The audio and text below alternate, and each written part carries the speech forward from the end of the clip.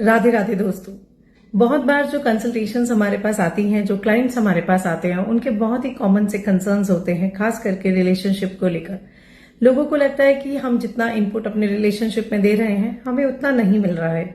दूसरी प्रॉब्लम उन्हें लगती है कि मेरी मदर इन लॉ मुझे नहीं समझती, मेरे हस्बैंड मुझे नहीं समझते हैं, या हस्बैंड को लगता है कि मेरी वाइफ मुझे नहीं समझती है। तो आज ये जो सारी प्रॉब्लम्स लेकर आप हमारे पास आते हैं, तो मैंने सोचा क्यों ना मैं आप सभी को, सिर्फ अपने क्लाइंट्स को ही नहीं, आप सभी को, जो भी हमारे फॉलोअर्स हैं और जो इस रील को देख रहे हैं, एक छोटा सा मैसेज उन सभी के लिए मैं देना चाहती हूँ।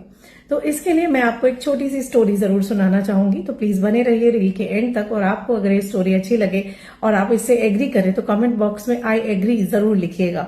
तो ये जो कोटेशन, ये जो स्टोरी है, बेसिकली ये एक कोटेशन पे बेस्ड है। लेकिन उससे पहले मैं आपको बताती हूँ कि स्टोरी क्या है। तो एक बच्चा होता है जो कि अपनी मम्मी से बहुत ज्यादा गुस्सा होता है, एंग्री हो जाता है और गुस्से में चिल्लाने लगता है, I hate you, I hate you.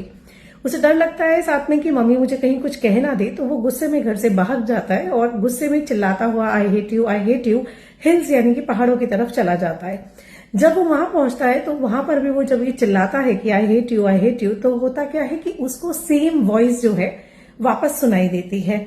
अब वो डर जाता है क्योंकि वो एक छोटा बच्चा होता है, उसने ईको नाम का वर्ड नहीं सुना होता, तो उसको नहीं पता होता कि ये क्या हो रहा है। तो वो क्या करता है कि वो वापस डर जाता है कि अरे यहाँ पे तो कोई बहुत गंदा इंसान है या बच्चा है जो चिल्ला के मुझे ही आई हेट यू कह रहा है। वो डर के अपने घर पहुंचता है, अपनी मम्मी को बताता है, पर मम्मी सब कुछ समझ जाती है। तो मम्मी उसे कहती है कि कोई बात नहीं, डरो मत, अब वापस वहां जाओ उस हिल पर और चिल्लाओ कि I love you, I love you. बच्चा जाता है, बच्चा चिल्लाता है आई love you, I love you. तो क्या सुनता है? ऑफ कोर्स वही सुनता है कि I love you, I love you. So life is an echo, as I told you कि ये जो स्टोरी है, ये जो लेसन है, जो भी हम आज सीखने वाले हैं, वो एक कोटेशन पे बेस्ड है। तो देखिए कितना ब्यूटीफुल है कि लाइफ इज एन इको, आप जो देते हो वही आपको वापस मिलता है। लेकिन बहुत बार संबंधों में, रिलेशनशिप्स में हम अपनी ईगो ले आते हैं।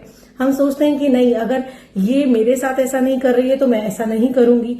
आप कुछ पल के लिए, कुछ समय के लिए, मैं कहती हूँ कि अपनी ईगो को बिल्कुल साइड में रख दे और केवल अपने रिश्ते, अपने संबंधों के ऊपर ध्यान दे, तो आप देखेंगे कि कैसे मैजिकल रिजल्ट्स आपको मिलेंगे और कोई रेमेडी और कुछ और आपको करने की जरूरत नहीं पड़ेगी। Just give what you expect in return. और अगर आपको ये स्टोरी अच्छी लगी है और ऐसे ही और कंटेंट के लिए आप मुझे फॉलो करें, कमेंट बॉक्स में आई अग्री लिखना मत भूलिएगा। मिलते हैं अगली वीडियो में, तब तक के लिए करते रहिए शुक्राना।